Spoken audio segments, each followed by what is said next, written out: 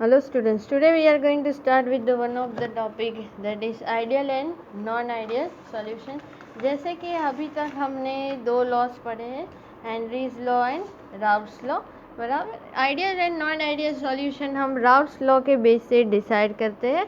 Okay, सो यहाँ पे हम फटाफट पहले उसका ग्राफ प्लॉट कर लेते हैं। उस ग्राफ में हमने जैसे डिस्कस किया था, बराबर, for the equation this two equation P A is equal to P A not into X A and P B is equal to P B not into X B के लिए हमने graph बनाया था, बराबर। यहाँ पे हमने लिया था पार्शियल प्रेशर मोल फ्रैक्शन, इस साइड हमने एक्स ए 0 एक्स बी 1 लिया था, कंबाइन ग्राफ बनाया था। इफ़ यू रिमेंबर, यहाँ पे एक्स ए 1 तो एक्स बी 0 लिया था। फिर एक्स ए की वैल्यू हमने अलग अलग ली थी, एक बार हमने एक्स से 0 लिया तो फिर 1 ले लिया, ये सपोज पी ए नॉट मिला हमें। फिर सेकेंड में एक्स बी का भी ऐसे ही हमने 0 लिया तो फिर हमें मिला पी बी 0, यहाँ से मिला।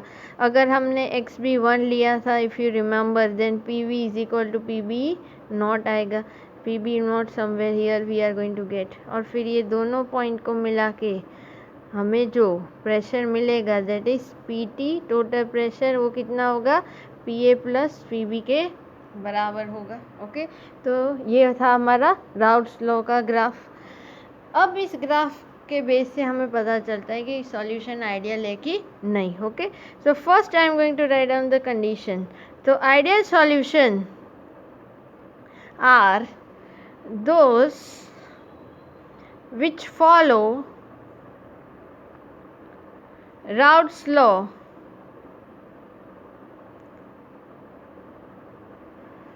for the entire range of concentrations। Okay, means कोई भी सॉल्यूशन ले ले हम, अब जब उसको हम डाइल्यूट भी करते जाए, बराबर, पर उसका जो हम ग्राफ बनाएंगे वो इस तरह का अगर मिले तो हमारा सॉल्यूशन कैसा है, आइडियल सॉल्यूशन है, बराबर।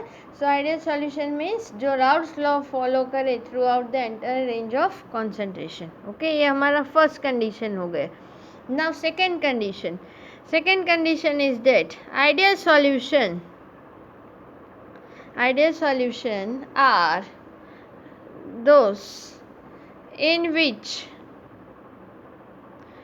P theoretical is equal to P observed। Okay, P means हमें पता है यहाँ पे क्या होगा, partial pressure. So partial pressure जो हम थियोरेटिकली फाइंड करेंगे, ये हमने जो फाइंड किया ना, P A T is equal to P A plus P B, उसके ऊपर से हमें पी टी, ये जो हमने इक्वेशन 1 एंड 2 यूज़ करके मिला था, if you remember, P B not plus X A into P A not minus P B not, इसमें भी दो कंडीशन थी। ये ऐसी कंडीशन है जिसमें P A not is greater than P B not, ये जो ग्राफ बनाया है उसके बेस्ड का है, बराबर। तो यहाँ पे क्या बोलते हैं, ये जो टोटल प्रेशर हमें मिलेगा, बराबर, ये जो है हमारा कैलकुलेटेड वन मीन्स थियोरेटिकल है। और अब हम जो एक्सपेरिमेंटली ऑब्जर्व वैल्यू निकालेंगे, ऑब्जर्व वैल्यू इंस्ट्रूमेंट से निकालेंगे प्रेशर, बराबर, वो दोनों अगर इक्वल आ जाए तो हमारा सॉल्यूशन कैसा है, आइडियल सॉल्यूशन है। Okay, so clear about this one, P theoretical is going to be equal to P observe, तो हमारा सॉल्यूशन आइडियल सॉल्यूशन है। Okay, now third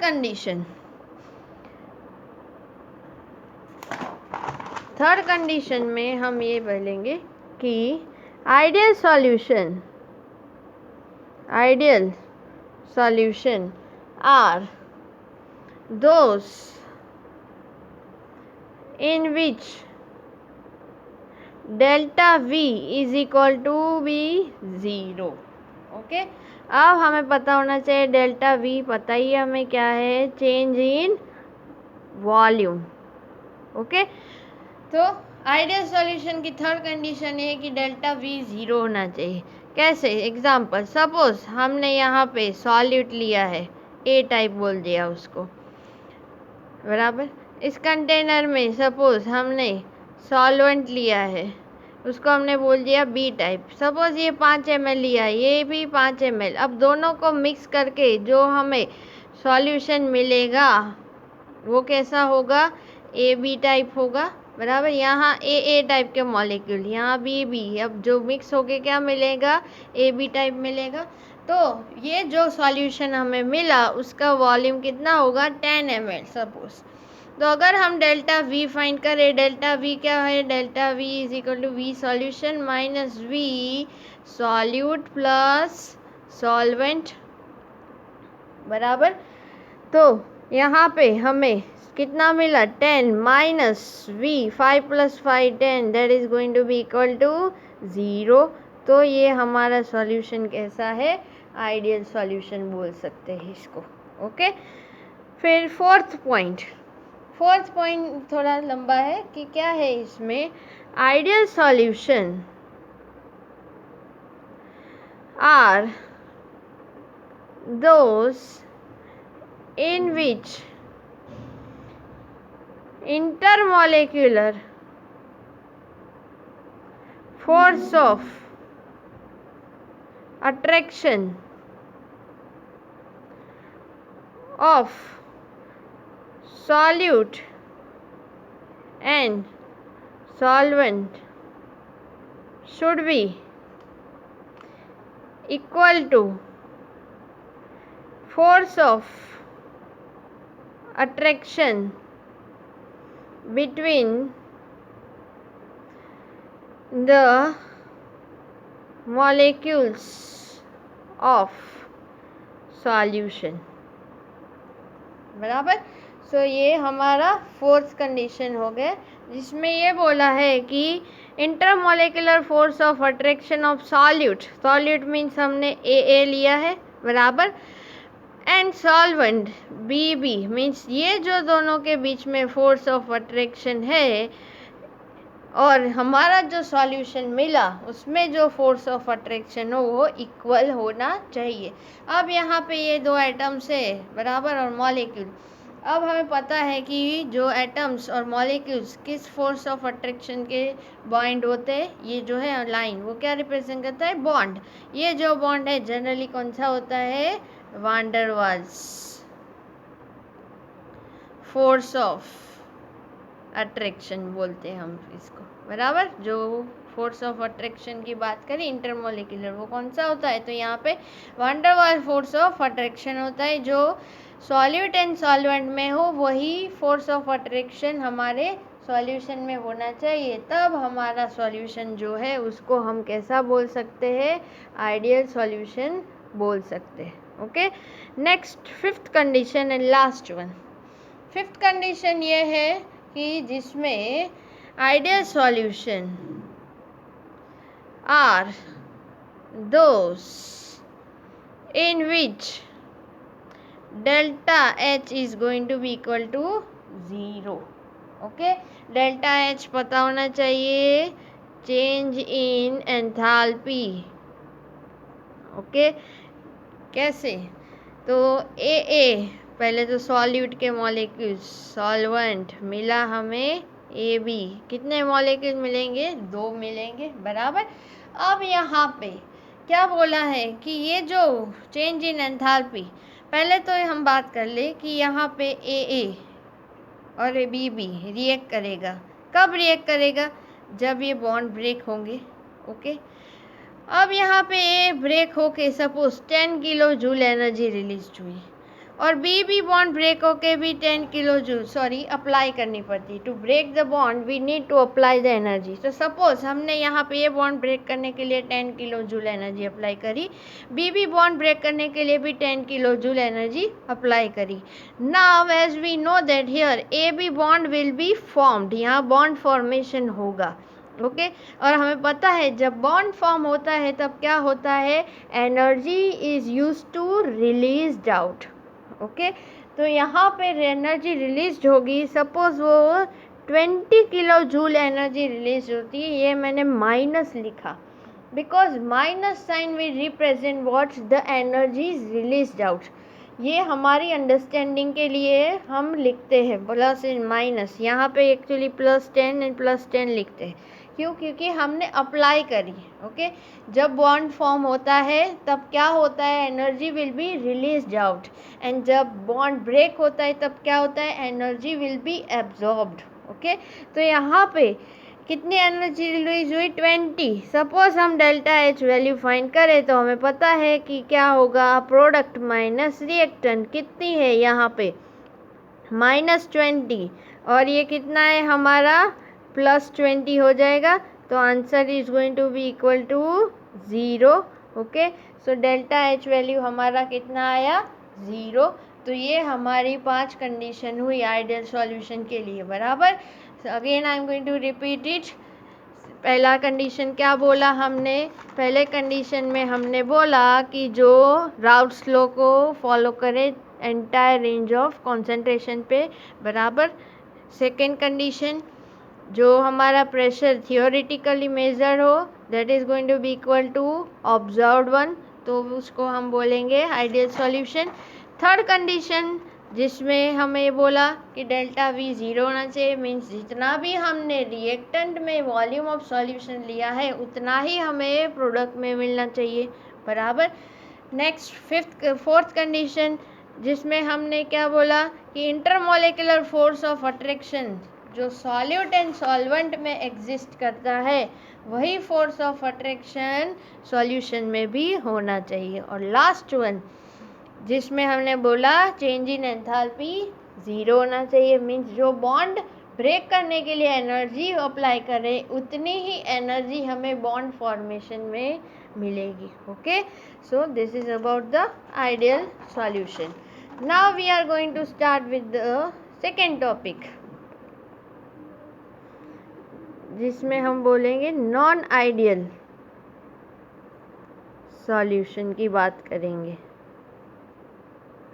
okay, non ideal solution, non ideal से ही पता चलता है कि जो राउट्स लॉ फॉलो अप नहीं करेगा। ओके, आइडियल में हमने ये बोला, तो नॉन आइडियल में वो क्या बात आएगी कि which is not going to follow up the Raoult's law. अब आइडियल में हमने पहला ही पॉइंट क्या डिस्कस किया था कि भाई जो प्रेशर थियोरिटिकली आए it should be equal to observed pressure. अब यहाँ पे क्या होगा, it is not going to be equal to, okay, means theoretical is not going to be equal to the observed one. अब यहाँ पे जैसे हम बात करें कि it is not going to be equaled, तो दो कंडीशन आएगी, बराबर। कौन सी दो कंडीशन होगी देख लेते। फर्स्ट वन क्या होगा कि भाई सपोज इसमें observed is greater than theoretical हो सकता है, या फिर opposite P observed is going to be less than P theoretical हो सकता है, बराबर। अब इसके बेस पे हम सॉल्व करेंगे कि कैसे हमें दो तरह के ग्राफ मिलते हैं। इसमें अगर observed is greater than theoretical हो तो याद रखना हमें पॉजिटिवली डेविएटेड ग्राफ मिलता है। ओके, और अगर ये लेस देन हो, ऑब्जर्व्ड इज लेस देन, तो हमें नेगेटिवली डेविएटेड ग्राफ मिलता है, बराबर। बहुत इम्पोर्टेंट है ये। चलो अब हम पहले ग्राफ ड्रॉ कर लेते हैं, then we are going to solve this one.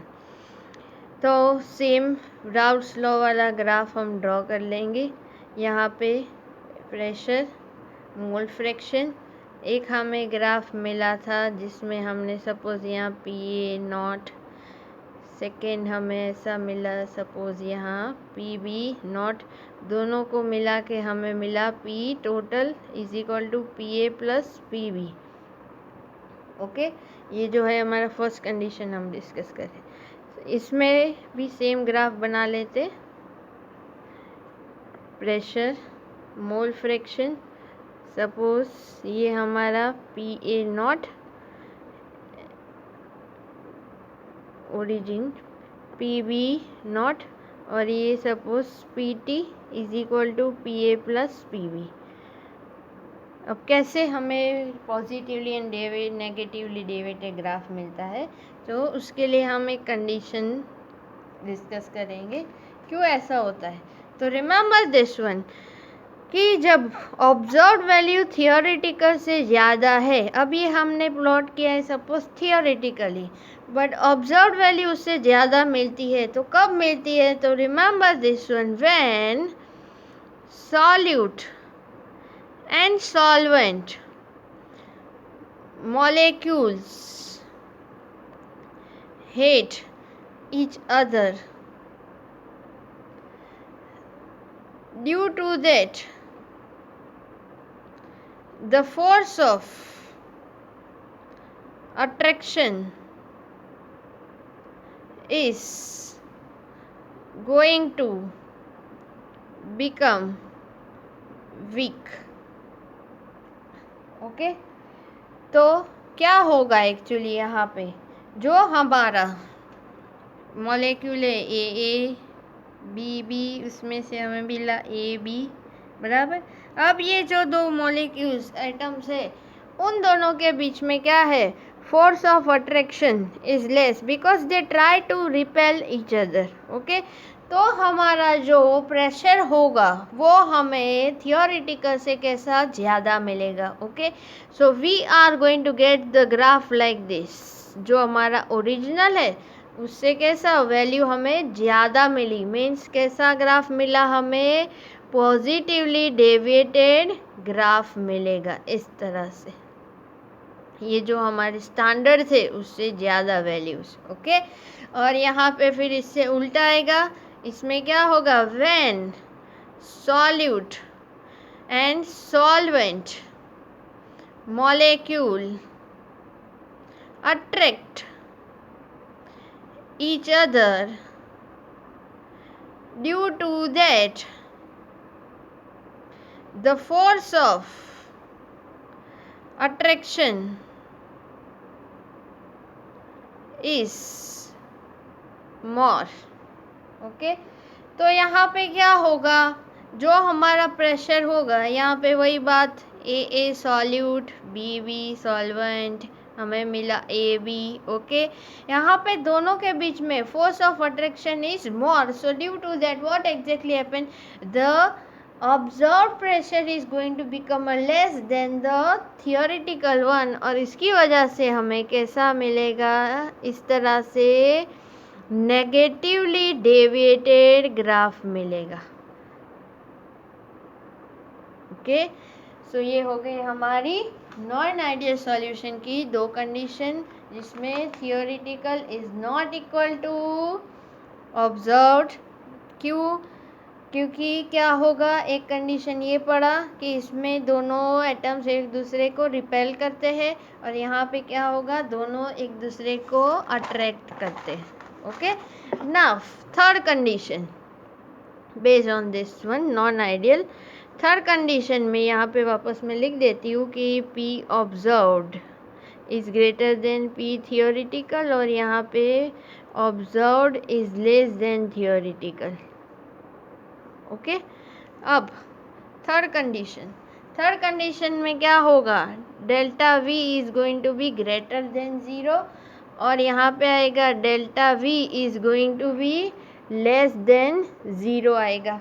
Okay, अब इसको हम प्रूव करेंगे कि ये कैसे आएगा, delta V is going to be greater than 0 and delta V is going to be less than 0। Okay, तो यहाँ पे जैसे हमने सॉल्यूशन लिए थे दो बराबर, कि ए टाइप प्लस बी टाइप, उसमें से हमें मिला 2AB टाइप बराबर।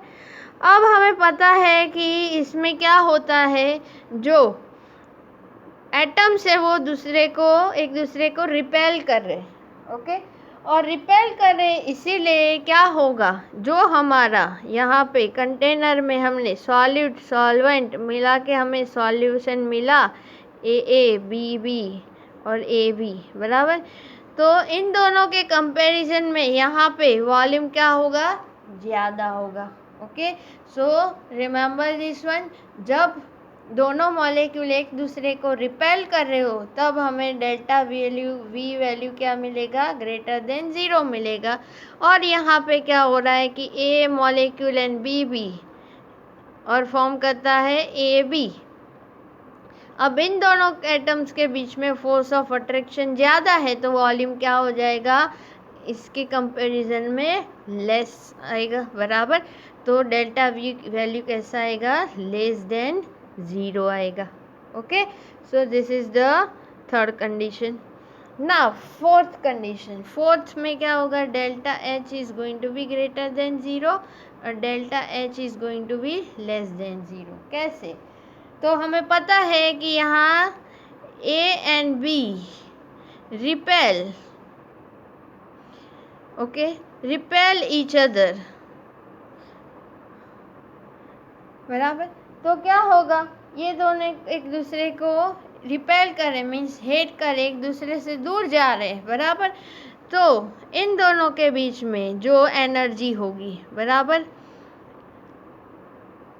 और ये जो बॉन्ड फॉर्म होगा तब जो एनर्जी होगी, सपोज ये बॉन्ड ब्रेक करने के लिए हमने 10 की एनर्जी किलो जूल अप्लाई करी, यहाँ पे भी 10 अप्लाई करी। अब ये जो बॉन्ड है वो फॉर्म होगा तब सपोज ये instead of 20 kilo joule energy, ये कितना एनर्जी रिलीज कर रहा है, 12 किलो जूल, क्योंकि क्या है, ये दोनों वीक बॉन्ड फॉर्म करते हैं तो एनर्जी विल बी लेस। तो ये 12 है तो हमें डेल्टा एच वैल्यू क्या मिलेगा, -12 + 20, it is going to be +8। Means delta H कितना मिला हमें, ग्रेटर देन 0 मिला, बराबर। सो यहाँ पे एक ये कंडीशन। चलो सेकेंड कंडीशन की बात करें हम, जिसमें क्या होता है, A B attract each other, A B atoms, okay. तो यहाँ पे ये जो बॉन्ड ब्रेक करने के लिए एनर्जी चाहिए, उससे ज़्यादा एनर्जी क्या होगी, रिलीज होगी, किसमें, बॉन्ड फॉर्मेशन में। सपोज यहाँ 10 किलो जूल एनर्जी हम अप्लाई कर रहे हैं टू ब्रेक दिस बॉन्ड, अब ये बॉन्ड फॉर्म होगा तब suppose 24 kilo joule energy released out हुआ, okay.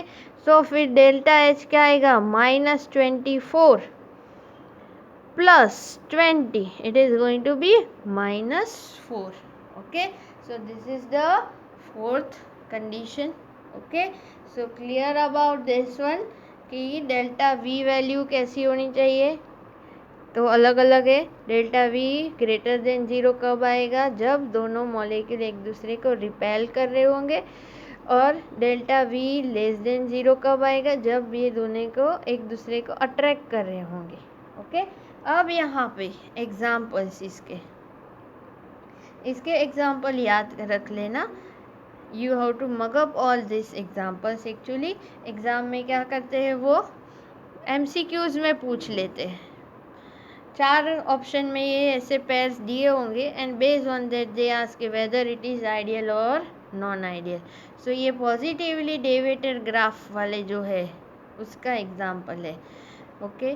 So alcohol water means methanol water, ethanol water, chloroform and acetone, carbon dioxide plus acetone, इसके पॉजिटिवली। और नेगेटिवली डेविएटेड की बात की करें तो एसीटोन प्लस क्लोरोफॉर्म, फिर ईथर प्लस क्लोरोफॉर्म, फिर HCl H2O, कोई भी एसिड की इसकी में बात आ जाती है, HNO3 plus H2O, okay, and phenol plus aniline, okay. So these are the examples of non-ideal solutions, okay. Ideal solution के example मैं भूल गई थी, okay. So I am going to write the examples of ideal solution also. So ideal solution examples याद कर लेना। ideal solution उसके examples, ideal solution के एग्जाम्पल में याद रख लेना जो पेयर्स दिए होंगे, बराबर, वो दोनों पेयर्स के जो मासिस होंगे, मॉलिक्यूलर मास, वो ऑलमोस्ट इक्वल होंगे। सपोज इसका एग्जांपल है benzene plus toluene. Okay, second example है suppose normal hexane plus normal heptane. इसका फॉर्मूला हमें पता है C6H14 C7H16 बराबर।